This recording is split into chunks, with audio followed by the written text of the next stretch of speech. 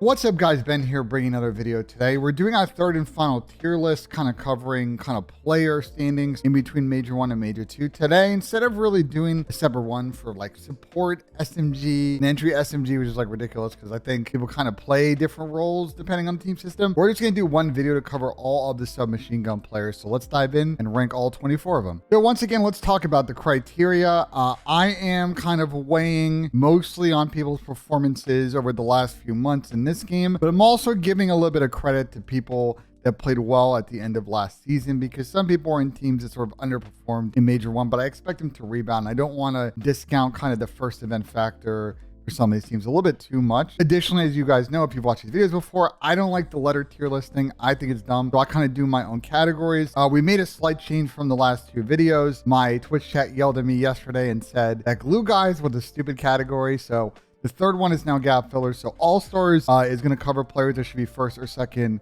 ballot all-star players. So I'm not really going to try and not have like 10 people in this one. Impact players are your above average players that really kind of definitely can help decide the fate of games consistently in a positive fashion. Gap fillers are people that do a really good job running their role. They may not be strong slayers. They may lack certain other things as soft skills, but they are either average or slightly below average players. And then needs worker players, I think, have specific deficiencies that kind of prevent me from putting them higher and maybe are kind of on the hot seat for potential changes or rotation out of the starting lineup. All right, in the first video, we did alphabetical. The second video, I went the reverse. Today, we're going to do something a little bit different. I put every player team into a wheel. We're going to click it. It's going to give us a team. We'll then take those two players and so on and so forth. I thought it'd be an interesting dynamic. Switch things up. So let's spin the wheel and see who we're talking about first. All right, you're defending champions from last year, LA Thieves. So I think, look, you know, this is a team that obviously was your defending champion last year, they just mentioned. And I think a big thing that sort of helped this team out at the end of the season was finally figuring out the roles between Draza and Kenny, who was going to run a sub, who was going to be more of a flex player. They kind of decided on Ken being more of a second sub, Draws being more of kind of that third sub, flex, whatever you want to call it. And it really paid off for them last year, winning back-to-back events to end the season. Now, this year so far, they got top 6 at the first event. And I think kind of the biggest deficiency for them, the initial event, was I think a little bit of a lack of slaying. And also, honestly, their search was a little bit underwhelming in Major 1. But, you know, I expect them to rebound. This team is really good. This team's very talented. This team's very professional. I think then we got to move to the next question of where I kind of rank these players from all-star to impact players. I know Kenny didn't really have the best of Major 1s. So this is what's making me a little bit difficult, because if we look at last season and where he ended, I probably would put him like in the all-star category, because he was absolutely frying the end last season. But I think he really kind of underwhelmed this major. On the flip side, I think Envoy is probably a little bit easier of a fit. I think he's clearly kind of an impact guy with significant upside. We saw the type of plays he used to make back on his Huntsman team, on previous teams pre-CDL. But I don't know if, you know, when we fill out the all-star category, if he's going to be able to slide in that initially here. Ooh, this is going to be really hard. I just don't know where to put Ken right now. You know what? Let's put him in the all-star category. Let's give Ken a benefit of the doubt for this first event. Let's put him up there. We may slide him down depending on how things go. But, you know, Ken was on the all-star path last season. I don't think one bad major makes the player. I mean, we've seen players have bad starts and then absolutely fry at the end of the year. So we're going to give him the benefit of the doubt on this one. All right, next team. Let's spin the wheel and see who we get. It's looking like Toronto Ultra. Orgs, don't roast me for these color choices. I made this wheel in about 3 seconds. All right, so that means we're talking about Kleenex and Sandy. And I love talking about this Toronto team. So let's dive in on their sub players. First off, starting off with my guy, Toby. I know y'all pump me when I say my guy, but screw it. I'm going to lean into it. You know, he's been very consistent in terms of his sort of net level from event to event. I think for a while now, you know, I know the Toronto team kind of was good last year, but not great. But I think that Toby's clearly shown that he's one of the best entry subs in the game. And so, you know, he isn't, I wouldn't say put him in all-star caliber, at least at the moment, but definitely an impact player for sure. I think then it's a question of what do we want to do about Sandy. And I think that there is a world in the Cold War year, you know, he was definitely on an all-star path. I think he changed that Minnesota team for the better at the end of that season when he got picked up. They were abysmal on hardpoint. He came in, really helped add a layer of dynamicism to a team that I thought was very slow in hardpoint.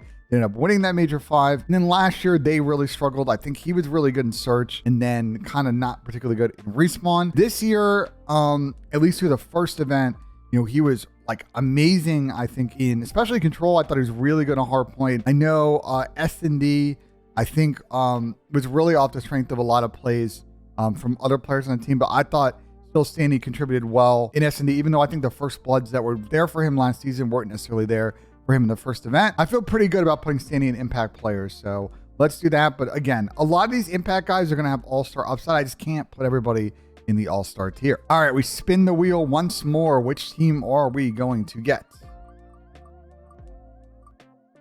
The Los Angeles Guerrillas. Well, this one should be interesting because they're going to be making roster changes.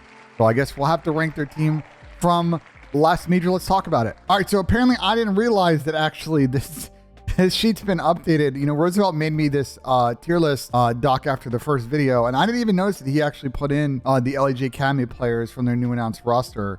So I actually tip him for that. But instead of talking about Hook and Neptune like I thought when we were spinning the wheel, we're going to talk about Exceed and Angeles Thieves. I don't really know what to think of these guys, honestly. This makes this very interesting because I don't know where to put them in the tier list. They've never played at a CDL level. You know, they did participate in the group stage of Major 1, and they played pretty good. You know, they took FaZe to Game 5. They made it all the way to Friday, in which they sort of lost, you know, the final series. So this one's a little tough one. Like, I don't really know how to kind of put players or where I want to put players that are incomplete.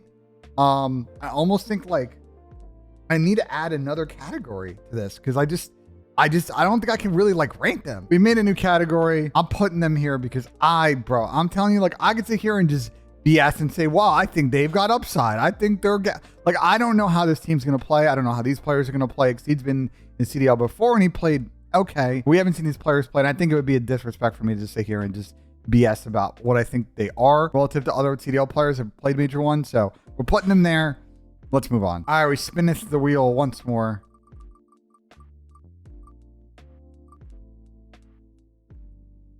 And we land on OpTic Texas. So we're going to talk Shotzi and we're going to talk Mr. Seth, aka the King. So this is a fun one. They haven't had the best of times in Major 1. We know that they're potentially going to make a roster move here. Maybe, maybe not. I don't know. I think off the bat, Seth honestly played really, really, really good in Major 1. And I think in this final season is very much on the path, I think, to being an all-star. So I'm going to put him in that category. His numbers are crazy. And I think for me, when it comes to Seth, it's his contribution to S&D, I think, is going to be sort of the X factor on this team. If he's an impact player in Search along with Amp, because we don't know if Bruce is going to be on this team long term, I think that will be super important to them, like taking the next step, because I know they got a poor placing at Major 1. If they want to lift the trophy at the end of the season, like, we're going to need to see some numbers from Seth this year in both Respawn S&D. And I think for Ant, look, I know that it was kind of an up and down way in Major 1, but he's got all-star potential. So I'm sliding him there. Again, I think some people are going to look at this final list and be like, OpTic got top 12. Why are you putting both their sub players and all-stars? It's how this list goes, man. I don't know what to say. This post Major 1 is going to be tricky. I just think Seth is on the path and probably a good shot to get a lot of all-star votes this season. I think definitely playing essentially like one. And Ant, you know, I think when we talk about sub players numbers, it's sometimes be a product of their system and maybe the lack of cohesion in the system. We saw how good Ant was playing for majority of last year. Honestly, didn't finish the season great last year. Has decent numbers this year. I think what's holding him back overall was just sort of a poor performance in Search, but I feel like that's a product of the system. So I don't know. I feel like if I put Ant in impact players, people are going to lose composure. I don't feel like that's a good fit for him because he's always sort of perennial MVP candidate. So I'm putting both of them in all-stars and we're just going to move on. All right, we're spinning the wheel. A lot of interesting teams left. Who are we going to talk about? It looks like we're going to chat about the defending Major 1 champions, the New York Subliners. Well, it's a fun one, guys. We're talking about Kiz and Hydra. Obviously, teams have been up and down, but both players are kind of been in form. We talk about sort of last season into this season and kind of the plays that they've been making and how important, like, you know, Kiz was to making that New York team get over the hump last season and qualify for champs. And then this season, take them to the next level. Both of them had fantastic Major 1s, both individually. But I think off the bat, you know, Hydra's a perennial all-star candidate. We're going to put him there. Kiz becomes a little bit more interesting, and this might be a kind of hot take, but he's played really good the last couple events going into last year. And I think that I actually have to put him in All-Star. And that's kind of wild.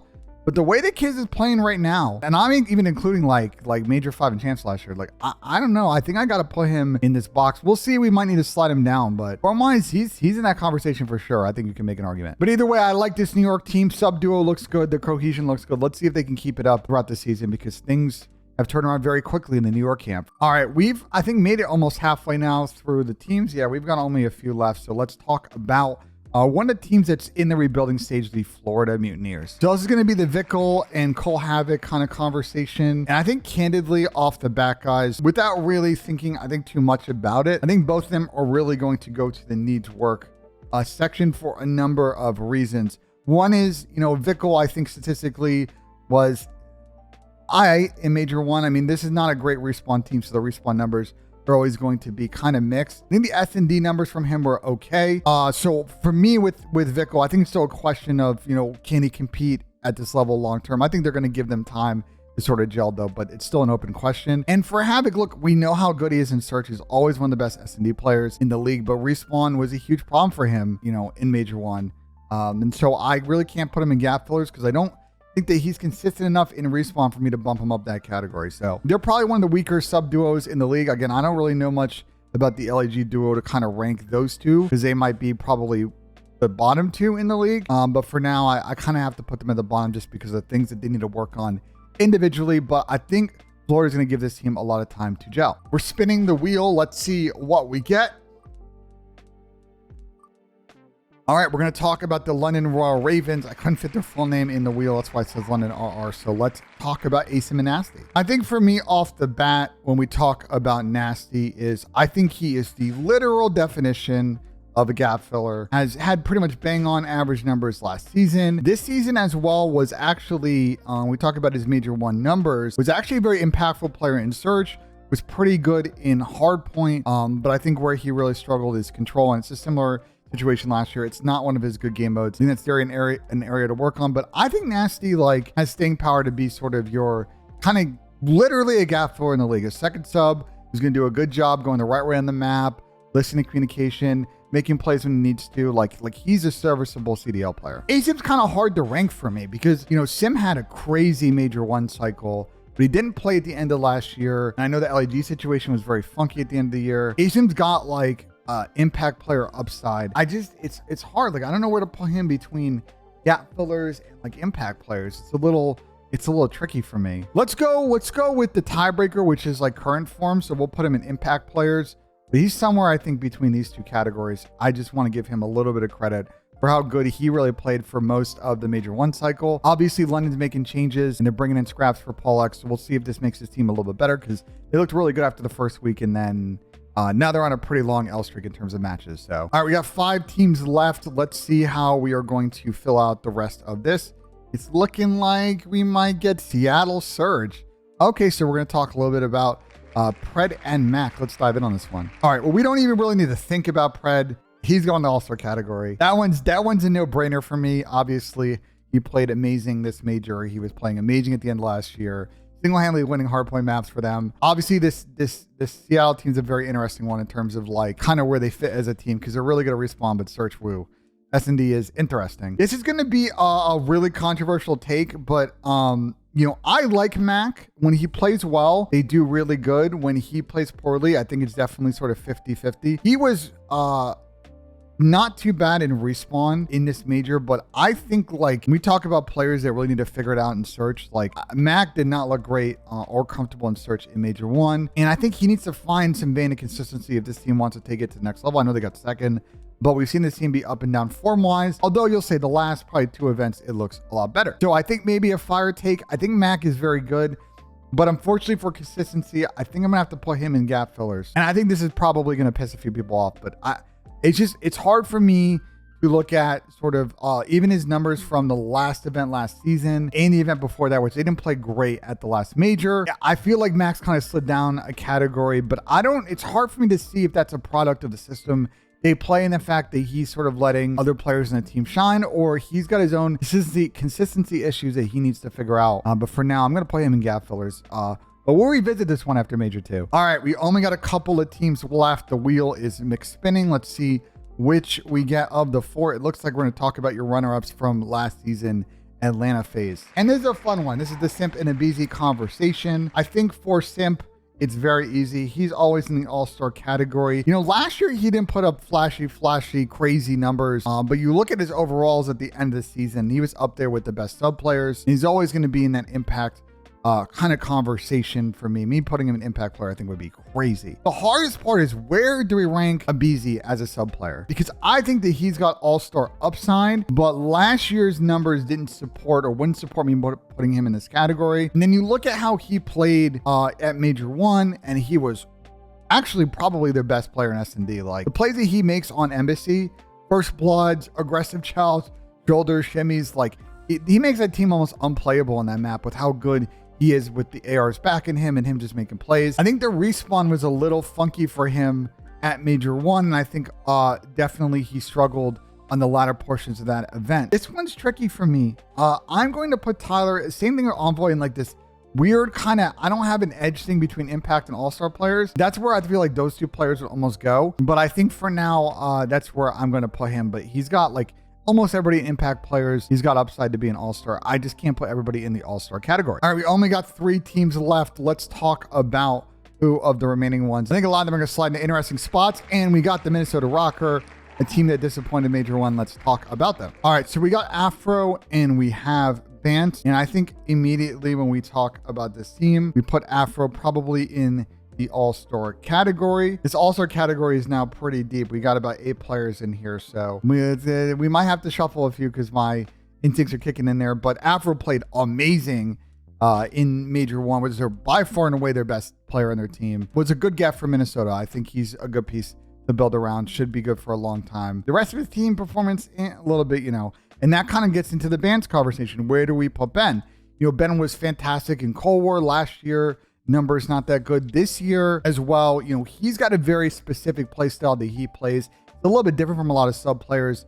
It's not slower, but it favors unpredictability, and it's more about pacing and getting in rhythm. And when he's sort of in the blender, I think he really struggles as a player. You know, and this again might be kind of a fire take. It's like, where do I put Ben between gap fillers and needs work? You know, I'm going to, for now, put Ben in gap fillers. I'm gonna put Ben in gap fillers, but let's revisit how we need to shuffle some of this down in a sec. Because I don't know, he's right on the line of these two. I don't want to say that like he's on the danger of being dropped in Minnesota, but I would say Ben's ceiling is always going to probably be closer to this category. Maybe in his really Cold War form, he was definitely an impact player. He had maps where he was definitely going off. But for now, I think he's settled, at least at this level. It's just a question of definition of like, do I think that he's sort of at the needs work level? I don't know. Let's revisit at the end of the video. All right, we only have 2 teams left. Are we talking about Vegas? Are we talking about Boston? It looks like we're talking about the Breach, who looked good in the beginning of Major 1, but disappointing LAN performance. Let's dive in. So it's very hard for me to figure out where we want to put Nero and Reese Vivid. They're not all stars. And honestly, based on the way that they have played the last couple of events, I don't think they're impact players either. Look, this is actually not a bad sub duo, all things considered. I just think they've never, or we haven't seen the sub duo like hit next level as a team. Like, yeah, they've had some decent placings as of last year, but they never really had like signature LAN wins or made it to a grand final. And that's the next level we want them to get to. Because you look at like everybody in all-stars, everybody in impact players, like these are teams that last year made it to finals. Actually, I was about to say other than Nissim, but when he was on LAG, they made it to a finals as well. Actually, Afro had to make it to a finals, but he's definitely worthy of being in the all-star category. He was just on that London team last year. So it's just a question of where do we want to put these guys category wise. I am thinking we slot them both into gap fillers, even though they're not really gap fillers by definition. I think that's probably a fair place to put them. You know, it's just hard for me to put them impact players, bro. Like at the moment with how crowded, I mean, look at how many sub players we have up there. And I think just in general with this team, Boston team is I think the jury's still out on if this team's going to take the next step. I think the next major is really crucial for them. I like the direction of this project, but they're probably under a decent amount of pressure to do well at this event in front of a home crowd. And I think this will be a good test to see if this team has got what it takes to get to next level, or are they just going to be in this top 6, top 8 kind of ceiling box, occasional top 3, top 4 placings, and they just never really are good enough to kind of force their way into the end of the day Sunday match. And I'm just spinning the wheel, but we know this last team is going to be the Vegas Legion, who actually, you know, serviceable team, had a very good placing at Major 1. Let's talk about ProLoot and TJ Halley. So I think let's talk about this individually. So TJ is definitely more, I think, of a flex player than a sub, but he's getting kind of forced to run a sub role on this team. And I think when we talk about TJ, you know, he's always going to be good in search. And I think especially in Major 1 this season, he was probably the best player in search other than Don. But the respawns were a massive struggle for him, both control and hardpoint. So I think for TJ, he definitely is more suited to a flex role. I just think the big question for him is, you know, in this sub role, can he lock it down, or are they going to look to make changes there? When we talk about Byron and last season and when he had to fill in on OpTic for Illy, I thought, you know, had matches where he looked good online and got to land. And I think we saw kind of normally where he's going to net as a player. It's just a question for me of, do we leave him in the gap filler category? Do we move him down? And I think, unfortunately, because of the caliber of players above him, I think the question still stands, is a sub duo on Vegas it or not? So I think that is kind of where we are going to leave both of them in that needs work category. All right, so as it stands, here is our tier list. I need to think for a second if we're going to move anybody around. The 8 players in All-Star, which kind of makes sense. You know, it's double the 2 spots you would get for a first team and a second team. We got about 5 impact players, 5 gap fillers, 4 needs work, and then I don't really know where to put Exceed and Angeles Thieves because they haven't played a full CDL season, but I guess we'll revisit that after Major 2. I feel good about this list. I don't think we need to shuffle anybody around. I mean, you could argue maybe I should move Mac up a category, and I just think after Major 1, let's hold on that. You can move Bance down. I think Tim needs work, but I want to give Ben the benefit of the doubt that the Minnesota team's going to turn it around. I feel good about the Boston placement. Maybe some people will argue the Nasty needs to be lower, but I don't think the argument really supports that. And I think a BZ moving up to All-Star is an Envoy would be like the other move that I could possibly do, but for now, I think they're kind of on the edge because I just can't put everybody in the All-Star category. So I feel good about this list. This is actually probably of the 3 lists I made, I feel the most confident in this one. It's honestly, guys, really hard to do these post-Major 1 tier list videos because I just don't know how to weigh people's Major 1 performance in December when we're going to play all the way to June. And like, people still don't fully understand the game. So it is what it is, but here we go. Here's your SMG list. Let me know in the comments what you guys think about this video. I'm sure it'll end up on Reddit or whatever. And everybody has had pretty strong feelings in the comments, but that's what this video is about. I'm putting my opinions out there. You guys let me know if you agree or disagree. And I want to keep having these conversations via videos like this throughout the season. Like, I think we're gonna end up doing what? Probably like 5 of them, 5 different versions of these, 6 different versions of these. So I'm excited for that one. As always, let me know what you guys think in the comments. Like, if you enjoyed the video, subscribe for more. I think the next video, we're going to talk a little about the Challengers Elite qualifier and walk through the results on that one. I'll probably do another kind of Q&A video this week. And then going into next week, we have Challengers Elite Stage 1 starting, as well as Major 2 cycle happening. We'll be talking about both of those, I think, more next week. But as always, guys, we'll see you in the next one.